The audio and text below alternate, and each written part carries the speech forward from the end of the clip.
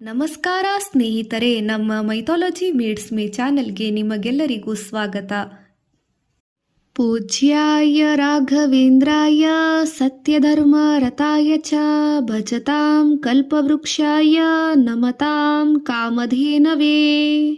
ಸತ್ಯ, ಧರ್ಮ, ಭಕ್ತಿಯ ಮಾರ್ಗದಲ್ಲಿ ಸಾಗುವ ಕೋಟ್ಯಾಂತರ ಜನರ ಹೃದಯದ ಅಂತರಂಗದಲ್ಲಿ ಸದಾ ನೆಲೆಸಿರುವ ಮಹಾನ್ ಗುರು ಶ್ರೀ ಸದ್ಗುರು ಗುರು ರಾಘವೇಂದ್ರ ಸ್ವಾಮಿಗಳು.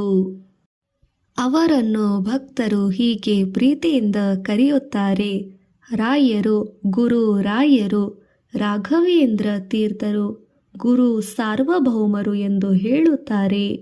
ಮಂತ್ರಾಲಯದ ಪವಿತ್ರ ತುಂಗಭದ್ರಾ ತೀರದಲ್ಲಿ ನೆಲೆಸಿಕೊಂಡಿರುವ ಅವರ ಬೃಂದಾವನವು ಈಗಲೂ ಕೂಡ ಲಕ್ಷಾಂತರ ಭಕ್ತರಿಗೆ ಭಕ್ತಿ, ಶ್ರದ್ಧೆ ಮತ್ತು ಆಧ್ಯಾತ್ಮಿಕದ ಆಶ್ರಯದ ಕೇಂದ್ರವಾಗಿದೆ.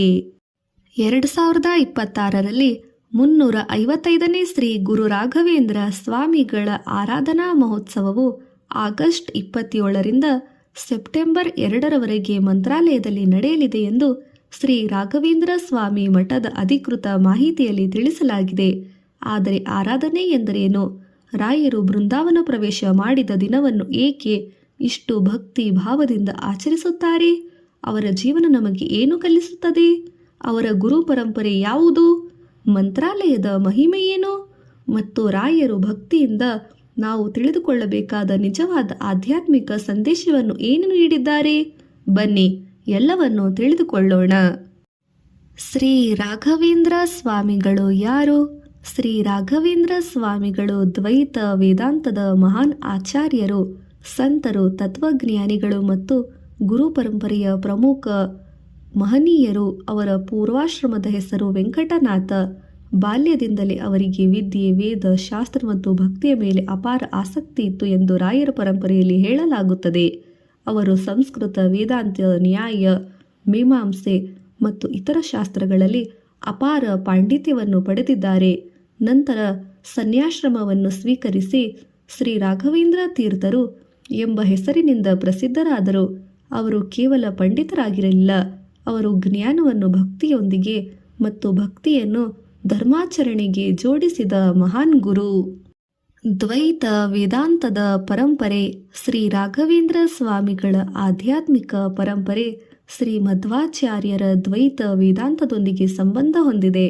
ದ್ವೈತ ವೇದಾಂತದಲ್ಲಿ ಜೀವ ಮತ್ತು ಪರಮಾತ್ಮರ ನಡುವೆ ಭೇದವಿದೆ ಎಂಬ ತತ್ವಕ್ಕೆ ಮಹತ್ವವಿದೆ. ಭಗವಂತನು ಪರಮ ಸ್ವತಂತ್ರ, ಜೀವನು ಅವನ ಅನುಗ್ರಹದಿಂದ ಅವಲಂಬಿಸಿರುವನು. ಆದ್ದರಿಂದ ಭಕ್ತಿ, ಜ್ಞಾನ ಮತ್ತು ಧರ್ಮಾಚರಣೆಯ ಮೂಲಕ ಭಗವಂತನ ಅನುಗ್ರಹವನ್ನು ಪಡೆಯಲು ಅತಿ ಮುಖ್ಯ ಕಾರಣವಾಗಿದೆ. ಶ್ರೀ ರಾಘವೇಂದ್ರ ಸ್ವಾಮಿಗಳ ಪರಂಪರೆಯ ಮೂಲವೇ ಶ್ರೀ ಮಧ್ವ ಸಂಪ್ರದಾಯ. ಮಂತ್ರಾಲಯದ ಅಧಿಕೃತ ಮಠದ ಮಾಹಿತಿಯು ಮಠವನ್ನು ದ್ವೈತ ವೇದಾಂತ, ವೇದಾಧ್ಯಯನ ಮತ್ತು ಆಧ್ಯಾತ್ಮಿಕ ಉನ್ನತಿಯ ಪ್ರಮುಖ ಕೇಂದ್ರವೆಂದು ವಿವರಿಸಲಾಗುತ್ತದೆ. ಶ್ರೀ ಗುರು ರಾಘವೇಂದ್ರರ ಮಹಿಮೆ. ಭಕ್ತರು ರಾಯರನ್ನು ಕೇವಲ ಒಬ್ಬ ಐತಿಹಾಸಿಕ ಸಂತನಂತೆ ನೋಡುವುದಿಲ್ಲ. ಅವರು ತಮ್ಮನ್ನು ಗುರುವಾಗಿ ಆಶ್ರಯಿಸಿದ ಭಕ್ತರಿಗೆ ಸದಾ ಕೃಪೆ ನೀಡುವ ಗುರು ಎಂದು ಭಾವಿಸುತ್ತಾರೆ. ಅದಕ್ಕಾಗಿ ಅವರನ್ನು ಕಲಿಯುಗದ ಕಾಮಧೇನು ಮತ್ತು ಕಲಿಯುಗದ ಕಲ್ಪವೃಕ್ಷ ಎಂದು ಭಕ್ತಿಪೂರ್ವಕವಾಗಿ ಕರೆಯುತ್ತಾರೆ. ಇದರ ಅರ್ಥವನ್ನು ನಾವು ಆಧ್ಯಾತ್ಮಿಕವಾಗಿ ಅರ್ಥ ಮಾಡಿಕೊಳ್ಳಬೇಕು. ಕಾಮಧೇನು ಅಥವಾ ಕಲ್ಪವೃಕ್ಷ ಎಂಬುದು ಭಕ್ತರ ಒಳಿತನ್ನು ಬಯಸುವ ಕರುಣಾಮಯ ಗುರು ಎಂಬ ಭಕ್ತಿ ಭಾವನೆಯನ್ನು ಸೂಚಿಸುತ್ತದೆ. ಆದರೆ ಗುರುಭಕ್ತಿ ಎಂದರೆ ಕೇವಲ ನಮ್ಮ ಆಸೆಗಳನ್ನು ಈಡೇರಿಸಿಕೊಳ್ಳಬೇಕೆಂದು ಬೇಡುವುದು ಅಲ್ಲ. ನಿಜವಾದ ಗುರುಭಕ್ತಿ ಎಂದರೆ ಗುರು ತೋರಿಸಿದ ಧರ್ಮ ಮಾರ್ಗದಲ್ಲಿ ನಡೆಯುವುದು. ರಾಯರ ಜೀವನದ ಮಹತ್ವ. ಶ್ರೀ ರಾಘವೇಂದ್ರ ಸ್ವಾಮಿಗಳ ಜೀವನ ನಮಗೆ ಒಂದು ದೊಡ್ಡ ಪಾಠ ನೀಡುತ್ತದೆ. ಜ್ಞಾನ, ಭಕ್ತಿ, ಭಾವ ಒಂದಕ್ಕೊಂದು ವಿರುದ್ಧವಲ್ಲ. ಒಬ್ಬ ವ್ಯಕ್ತಿ ಶಾಸ್ತ್ರಜ್ಞಾನಿಯಾದರೂ ಭಕ್ತನಾಗಿರಬೇಕು. ಅದೇ ರೀತಿ ಭಕ್ತನಾಗಿದ್ದರೂ ಜ್ಞಾನವನ್ನು ಹುಡುಕಲು ಅರಿಯಬೇಕು. ರಾಯರ ವೇದಾಂತದ ಆಳವಾದ ತತ್ವಗಳನ್ನು ಅಧ್ಯಯನ ಮಾಡಿದರು, ಗ್ರಂಥಗಳನ್ನು ರಚಿಸಿದರು, ಶಿಷ್ಯರಿಗೆ ಬೋಧಿಸಿದರು, ಭಕ್ತರಿಗೆ ಮಾರ್ಗದರ್ಶನ ನೀಡಿದರು ಮತ್ತು ಧರ್ಮ, ಭಕ್ತಿ ಮತ್ತು ಸದಾಚಾರ ಮಹತ್ವವನ್ನು ಸಾರಿದರು. ಅವರ ಜೀವನದಲ್ಲಿ ವಿದ್ಯೆ, ವೈರಾಗ್ಯ, ಭಕ್ತಿ ಮತ್ತು ಸೇವೆ ಒಂದಾಗಿ ಕಾಣುತ್ತವೆ. ಮಂತ್ರಾಲಯದ ಪವಿತ್ರ ಕ್ಷೇತ್ರ. ಈಗ ನಾವು ತಲುಪುವ ಪವಿತ್ರ ಸ್ಥಳ ಮಂತ್ರಾಲಯ. ತುಂಗಭದ್ರಾ ನದಿಯ ತೀರದಲ್ಲಿರುವ ಮಂತ್ರಾಲಯವು ಶ್ರೀ ರಾಘವೇಂದ್ರ ಸ್ವಾಮಿಗಳ ಬೃಂದಾವನದಿಂದಾಗಿ ಜಗತ್ತಿನಾದ್ಯಂತ ಪ್ರಸಿದ್ಧವಾಗಿದೆ. ಇದು ಕೇವಲ ಒಂದು ದೇವಸ್ಥಾನವಲ್ಲ, ಇದು ಗುರುಭಕ್ತಿ, ದ್ವೈತ ವೇದಾಂತ, ವೇದಾಧ್ಯಯನ, ಪೂಜೆ, ದಾಸೋಹ ಮತ್ತು ಭಕ್ತಿಯ ಕೇಂದ್ರ.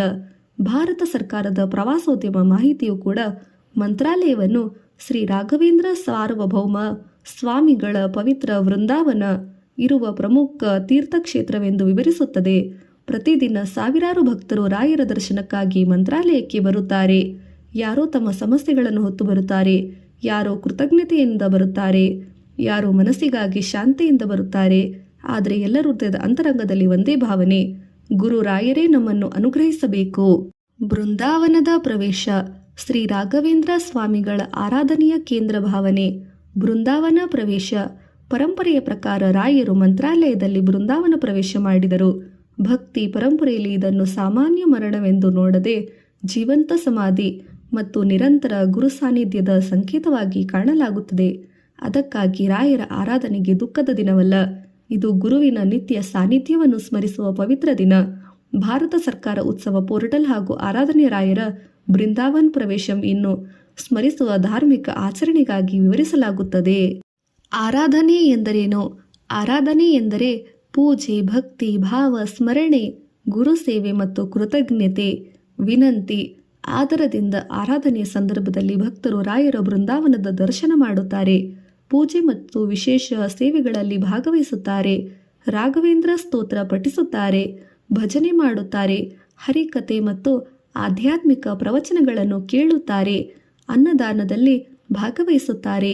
ಮಂತ್ರಾಲಯದಲ್ಲಿ ಆರಾಧನಾ ದಿನಗಳಲ್ಲಿ ಸಾಮಾನ್ಯ ಪೂಜಾ ಸಮಯದಲ್ಲೂ ಬದಲಾವಣೆ ಇರಬಹುದು ಎಂದು ಅಧಿಕೃತ ಮಠದ ದರ್ಶನ ಮಾಹಿತಿಯಲ್ಲಿ ತಿಳಿಸಲಾಗಿದೆ.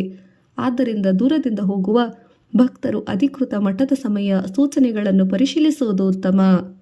2026 355ನೇ ಆರಾಧನೆಯ ಮಹೋತ್ಸವ. 2026ರಲ್ಲಿ ಮಂತ್ರಾಲಯದಲ್ಲಿ ನಡೆಯಲಿರುವುದು 355ನೇ ಶ್ರೀ ರಾಘವೇಂದ್ರ ಸ್ವಾಮಿಗಳ ಆರಾಧನಾ ಮಹೋತ್ಸವ. ಅಧಿಕೃತ ಮಠದ ಪ್ರಕಟಣೆ ಪ್ರಕಾರ ಆಗಸ್ಟ್ 27ರಿಂದ ಸೆಪ್ಟೆಂಬರ್ 2ರವರೆಗೆ 2026ರವರೆಗೆ ನಡೆಯಲಿದೆ. ಈ ಮಹೋತ್ಸವವು ಮಂತ್ರಾಲಯದ ಈ ಕ್ಷೇತ್ರದಲ್ಲಿ ಪೀಠಾಧಿಪತಿ ಶ್ರೀ ಶ್ರೀ ಸುಬುಧೇಂದ್ರ ತೀರ್ಥ ಸ್ವಾಮಿಗಳ ಸಾನ್ನಿಧ್ಯದಲ್ಲಿ ನಡೆಯಲಿದೆ. ಆದ್ದರಿಂದ ಆಗಸ್ಟ್ 30ರಂದು ರಾಯರ ಆರಾಧನಾ ಮಹೋತ್ಸವ ಅಂಗವಾಗಿ ಸಮೂಹ ಮಹೋತ್ಸವದ ಭಕ್ತರು ಮಂತ್ರಾಲಯದ ಆಧ್ಯಾತ್ಮಿಕ ವಾತಾವರಣದಲ್ಲಿ ಭಾಗವಹಿಸಲಾಗುತ್ತದೆ. ರಾಘವೇಂದ್ರ ಸ್ತೋತ್ರದ ಮಹತ್ವ. ರಾಯರ ಭಕ್ತಿಯಿಂದ ಪ್ರಸಿದ್ಧವಾದ ಸ್ತೋತ್ರಗಳಲ್ಲಿ ಒಂದು ಶ್ರೀ ರಾಘವೇಂದ್ರ ಸ್ತೋತ್ರ. ಪೂಜ್ಯಾಯ ರಾಘವೇಂದ್ರಾಯ ಸತ್ಯಧರ್ಮ ರತಾಯ ಚ ಭಜತಾಂ ಕಲ್ಪವೃಕ್ಷಾಯ ನಮತಾಂ ಕಾಮಧೇನವೇ ಎಂದು ಪ್ರಾರಂಭವಾಗುವ ಈ ಸ್ತೋತ್ರವನ್ನು ಭಕ್ತರು ಭಕ್ತಿಯಿಂದ ಪಠಿಸುತ್ತಾರೆ. ರಾಯರ ಆರಾಧನೆಯ ಸಂದರ್ಭದಲ್ಲಿ ಸ್ತೋತ್ರ ಪಠಣ, ಭಜನೆ ಮತ್ತು ಪ್ರಾರ್ಥನೆಗಳಿಗೆ ವಿಶೇಷ ಸ್ಥಾನವಿದೆ. ಆದರೆ ಸ್ತೋತ್ರವನ್ನು ಕೇವಲ ಬೇಡಿಕೆ, ಆಸೆಗಳಿಂದ ಪಠಿಸುವುದಕ್ಕಿಂತ ಗುರು ಸೇವೆ ನನಗೆ ಸದ್ಬುದ್ಧಿ ನೀಡಲಿ, ಧರ್ಮದ ಮಾರ್ಗದಲ್ಲಿ ನಡೆಯುವ ಶಕ್ತಿ ನೀಡಲಿ ಎಂಬ ಭಾವನೆಯಿಂದ ಪಠಿಸುವುದು ಹೆಚ್ಚು ಅರ್ಥಪೂರ್ಣವಾಗುತ್ತದೆ. ರಾಯರ ಬೋಧನೆಯಲ್ಲಿರುವ ಮಾನವೀಯತೆ. ಶ್ರೀ ಗುರು ರಾಘವೇಂದ್ರ ಸ್ವಾಮಿಗಳ ಜೀವನದಿಂದ ನಾವು ಕಲಿಯಬೇಕಾದ ಪ್ರಮುಖ ವಿಷಯ ಮಾನವೀಯತೆ. ಭಕ್ತಿ ಎಂದರೆ ಕೇವಲ ದೇವಾಲಯಕ್ಕೆ ಹೋಗುವುದು, ದೇವಸ್ಥಳಕ್ಕೆ ಹೋಗುವುದು, ತೀರ್ಥಕ್ಷೇತ್ರಕ್ಕೆ ಹೋಗುವುದು ಅಲ್ಲ. ಭಕ್ತಿ ಎಂದರೆ ಸತ್ಯವನ್ನು ನುಡಿಯುವುದು, ಮಾತನಾಡುವುದು, ಅನ್ಯಾಯವನ್ನು ಮಾಡದಿರುವುದು, ನ್ಯಾಯ ನೀಡುವುದು, ಭಕ್ತರಿಗೆ, ಬಡವರಿಗೆ, ನೀಡುವವರಿಗೆ ಸಹಾಯ ಮಾಡುವುದು, ಹಸಿದವರಿಗೆ ಅನ್ನ ನೀಡುವುದು, ಹಿರಿಯರಿಗೆ ಗೌರವಿಸುವುದು, ಗುರುಗಳನ್ನು ಸ್ಮರಿಸುವುದು ಮತ್ತು ನಮ್ಮ ಕರ್ತವ್ಯವನ್ನು ಪ್ರಾಮಾಣಿಕವಾಗಿ ಮಾಡುವುದು. ಇದೇ ನಿಜವಾದ ಧರ್ಮ. ಧರ್ಮ ಎಂದರೆ ದಯೆ. ಆದ್ದರಿಂದ ರಾಯರ ಆರಾಧನೆಯೆಂದು ನಾವು ಕೇವಲ ಪೂಜೆ ಮಾಡುವುದಷ್ಟೇ ಅಲ್ಲ, ಒಂದು ಒಳ್ಳೆಯ ಕಾರ್ಯವನ್ನಾದರೂ ಮಾಡುವ ಸಂಕಲ್ಪವನ್ನು ಮಾಡೋಣ. ಅನ್ನದಾಸೋಹ, ಹಸಿದವರಿಗೆ ಅನ್ನವನ್ನು ನೀಡುವುದು, ಅಥವಾ ಗೋಸೇವೆ, ಅಥವಾ ನಾವು ಯಾವುದಾದರೂ ಒಂದು ಒಳ್ಳೆಯ ಕಾರ್ಯವನ್ನು ಮಾಡುವ ಸಂಕಲ್ಪವನ್ನು ಮಾಡಬೇಕು. ರಾಯರು ನೀಡುವ ಸಂದೇಶ. ಭಗವಂತನಲ್ಲಿ ಭಕ್ತಿ ಇಡು, ಧರ್ಮದ ಮಾರ್ಗದಲ್ಲಿ ನಡೆಯುತ್ತಾ ಹೋಗುತ್ತಿರು, ಪ್ರಯತ್ನವನ್ನು ಎಂದಿಗೂ ಬಿಡಬೇಡ. ನಾವು ನಮ್ಮ ಕರ್ತವ್ಯವನ್ನು ಮಾಡಬೇಕು ನಿಷ್ಠೆಪೂರ್ವಕ, ನಂತರ ಫಲವನ್ನು ಭಗವಂತನಿಗೆ ಅರ್ಪಿಸಬೇಕು.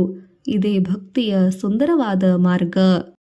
ಆರಾಧನೆ ಎಂದು ಮಾಡಬಹುದಾದ ಸರಳ ಆಚರಣೆಗಳು. ರಾಯರ ಆರಾಧನೆ ಎಂದು ಮನೆಯಲ್ಲಿ ಭಕ್ತಿಯಿಂದ ದೀಪ ಹಚ್ಚುವುದು, ಶ್ರೀ ರಾಘವೇಂದ್ರ ಸ್ವಾಮಿಗಳ ಚಿತ್ರ, ಭಾವಚಿತ್ರ ಅಥವಾ ಬೃಂದಾವನದ ಚಿತ್ರಕ್ಕೆ ಪೂಜೆ ಮಾಡಬೇಕು. ಓಂ ಶ್ರೀ ರಾಘವೇಂದ್ರಾಯ ನಮಃ ಎಂದು ಜಪಿಸಬೇಕು. ರಾಘವೇಂದ್ರ ಸ್ತೋತ್ರವನ್ನು ಪಠಿಸಬೇಕು. ಗುರು ರಾಯರನ್ನು ಸ್ಮರಿಸಿ ಕುಟುಂಬದ ಕ್ಷೇಮಕ್ಕಾಗಿ ಪ್ರಾರ್ಥಿಸಬೇಕು. ಸಾಧ್ಯವಾದರೆ ಅನ್ನದಾನ, ಇತರರ ಸೇವೆಯನ್ನು ಮಾಡಬೇಕು. ಮುಖ್ಯವಾಗಿ ಭಕ್ತಿ, ಶ್ರದ್ಧೆ ಮತ್ತು ಸಾತ್ವಿಕ ಮನಸ್ಸು ಇರಬೇಕು.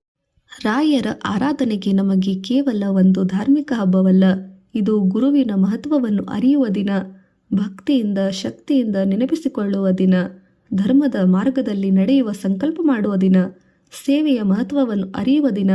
ಮಂತ್ರಾಲಯದ ಪವಿತ್ರ ಬೃಂದಾವನದ ಮುಂದೆ ನಿಂತಾಗ ನಾವು ಒಂದು ವಿಷಯವನ್ನು ನೆನಪಿಸಿಕೊಳ್ಳಬೇಕು.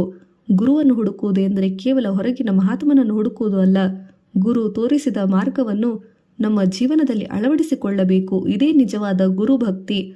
ಆದ್ದರಿಂದ ಎಲ್ಲರೂ ಭಕ್ತಿಯಿಂದ ಹೇಳೋಣ, ಓಂ ಶ್ರೀ ಗುರು ರಾಘವೇಂದ್ರಾಯ ನಮಃ. ಪೂಜ್ಯಾಯ ರಾಘವೇಂದ್ರಾಯ ಸತ್ಯಧರ್ಮ ರತಾಯ ಚ ಭಜತಾಂ ಕಲ್ಪವೃಕ್ಷಾಯ ನಮತಾಂ ಕಾಮಧೇನವೇ. ಗುರು ರಾಯರು ನಮಗೆಲ್ಲರಿಗೂ ಸದ್ಬುದ್ಧಿ, ಧೈರ್ಯ, ಆರೋಗ್ಯ, ಶಾಂತಿ ಮತ್ತು ಧರ್ಮ ಮಾರ್ಗದಲ್ಲಿ ನಡೆಯುವ ಶಕ್ತಿಯನ್ನು ಅನುಗ್ರಹಿಸಲಿ. ಶ್ರೀ ಗುರು ರಾಘವೇಂದ್ರ ಸ್ವಾಮಿಗಳೇ ನಮ್ಮೆಲ್ಲರ ಮೇಲೆ ಅನುಗ್ರಹಿಸಿ ಕಾಪಾಡಲಿ. ಗುರು ರಾಯರ ಕೃಪೆ ನಮ್ಮ ಮೇಲೆ ಸದಾ ಇರಲಿ. ಶ್ರೀ ರಾಘವೇಂದ್ರಾಯ ನಮಃ. ಗುರು ರಾಯರಿಗೆ ಶರಣು. ಮಂತ್ರಾಲಯದ ಪ್ರಭು ಸಾರ್ವಭೌಮ ರಾಘವೇಂದ್ರ ಸ್ವಾಮೀಜಿ ಅವರಿಗೆ ಶರಣು ಶರಣಾರ್ಥಿ. ಪೂಜ್ಯಾಯ ರಾಘವೇಂದ್ರಾಯ ಸತ್ಯಧರ್ಮ ರತಾಯ ಚ ಭಜತಾಂ ಕಲ್ಪವೃಕ್ಷಾಯ ನಮತಾಂ ಕಾಮಧೇನವೇ.